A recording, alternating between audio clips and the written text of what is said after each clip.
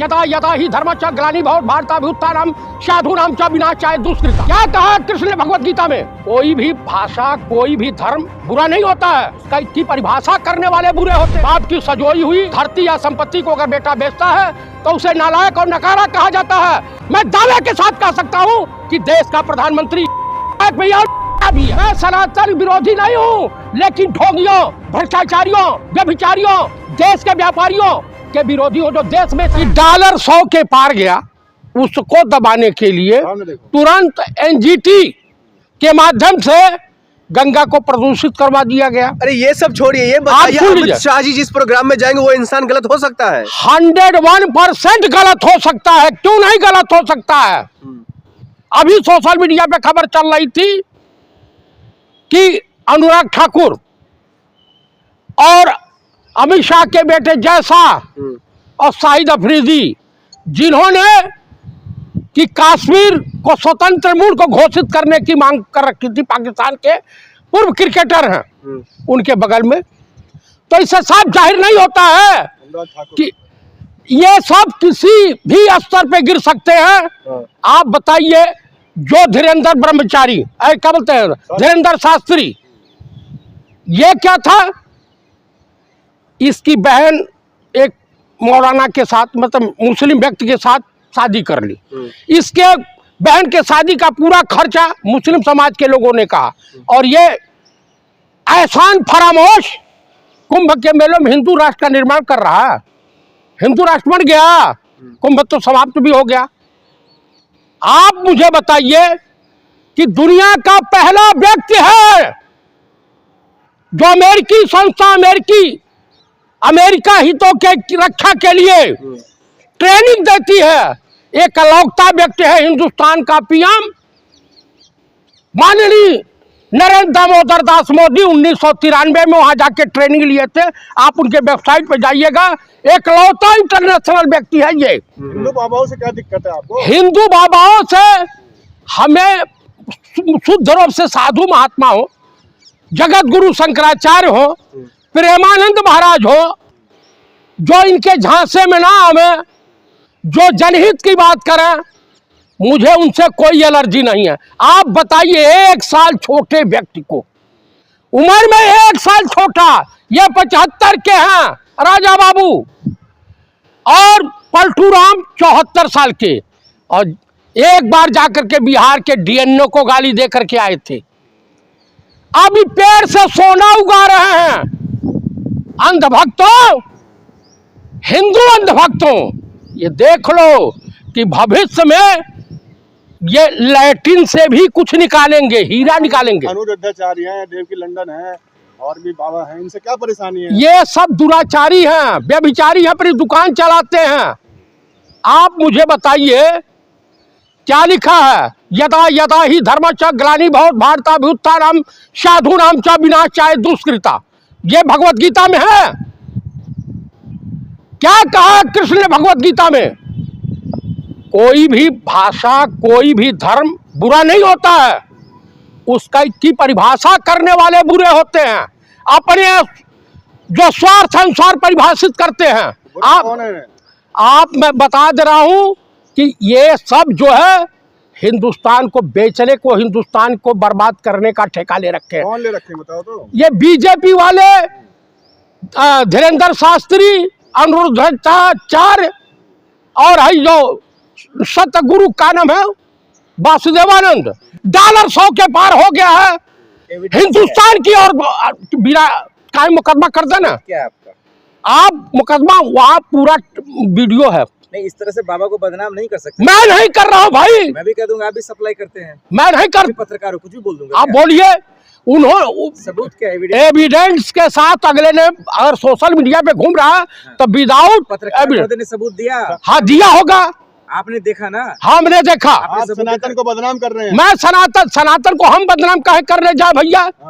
ये social media पर ये बताइए, आसाराम सनातन की आड़ में लड़कियों का यौन शोषण कर रहे थे, महिलाओं का, वो क्या था?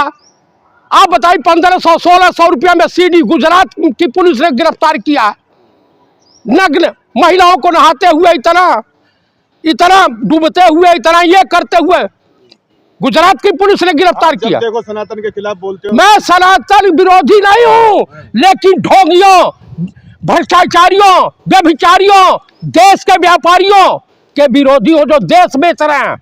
हमारे राजनीतिक गुरु पूर्व प्रधानमंत्री स्वर्गीय चंद्रशेखर जी ने कहा था, जब मॉडर्न फूड बेकरी को अरुण शौरी ने बेच दिया था अटल जी की सरकार में, तो चंद्रशेखर जी खुले मंच से पार्लियामेंट में कहा था कि गुरुदेव, हमारे पूर्वांचल में ये कहावत है कि बाप की सजोई हुई धरती या संपत्ति को अगर बेटा बेचता है तो उसे नालायक और नकारा कहा जाता है।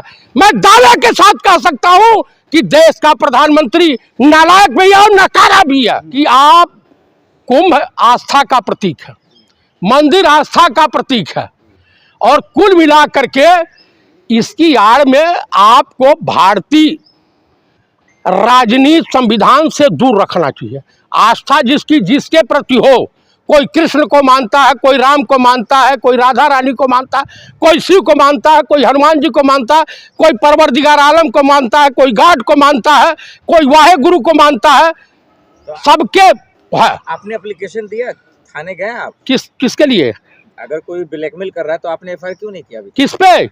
अरे बाबा पे यार, किस पे? अरे बाबा पे कब? जब वहां देश का गृह मंत्री जा रहा, राम भद्राचार्य जब नीच शब्द का इस्तेमाल किया था ब्राह्मणों के लिए भी, दलितों के लिए भी, तो उसके खिलाफ हम लोग गए थे पार्लियामेंट थाने में।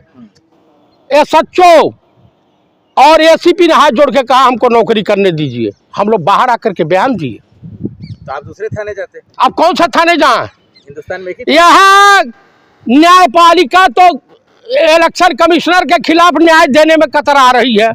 यहाँ जो जज भाजपा के पक्ष में न्याय दे रहा है सुप्रीम कोर्ट का, वो लोकपाल हो जा रहा है, प्रमुख लोकपाल।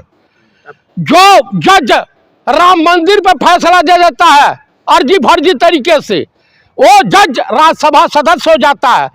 जो जज इनके खिलाफ जाता है वो जस्टिस लोया हो जाता है। तो कांग्रेस के नेता भी बहुत सारे गए ना, जज में नहीं गया, वो भी गया राज्यसभा। इससे क्या मतलब? कौन कौन गया है? बहुत सारे हैं। कौन है? नाम गिनाइए ना, नाम गिनाइए।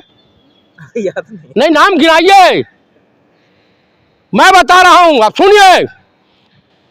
यही जो है अपने कारजू, क्या नाम था इसका जो इससे पहले चीफ जस्टिस से, नहीं इससे पहले चंद्रचूड़, डीवाई चंद्रचूड़ के पिताजी भी स्वतंत्र भारत के इतिहास में 6 साल लगातार जज रहे, chief justice supreme court of India. Indira ji के रिजीम में इंदिरा जी ने कहा कि मुझे एक महिला सुप्रीम कोर्ट में जज की आवश्यकता है। तो जानते हैं साउथ इंडिया से एक मुस्लिम महिला जज काबिल मिली तो उनको यहाँ स्थापित किया गया। तो कुल मिलाकर के मैं यही कहूँगा कि देश की स्थिति परिस्थिति, देश लगभग आर्थिक रूप से बर्बाद हो चुका है, गुलाम हो चुका है। और अगर विपक्ष की पार्टियां, विपक्षी दल अगर एक नहीं रहे, वैसे तो नीतीश बाबू का उनके बेटे ने तो तमाम अपना रोना रो ही लिया। इनको तो बता रहा है कि लाडले बोल सकते हैं या कुछ भी बोल सकते हैं। मोदी जी क्योंकि गठबंधन में है तो कहा, लालू प्रसाद जी के बारे में कहा वो तो मेरे अंकल हैं। तो कुल मिलाकर के भविष्य के एकनाथ शिंदे, जगन मोहन रेड्डी और नवीन पटनायक अगले नीतीश कुमार होने जा रहे हैं। और संभवतः जो चर्चाएं मार्केट में छन के आ रही हैं, किसी वक्त भी गठबंधन बिहार में टूट सकता है एनडीए का, और भारत सरकार भी लगभग मृत प्राय हो गई है, कभी भी जा सकती है। चंद्रबाबू नायडू भी इनसे परेशान है और एकनाथ शिंदे भी परेशान है, नीतीश जी परेशान है, तमाम इनके जो विरोधी, जो इनके सहयोगी दल है परेशान है।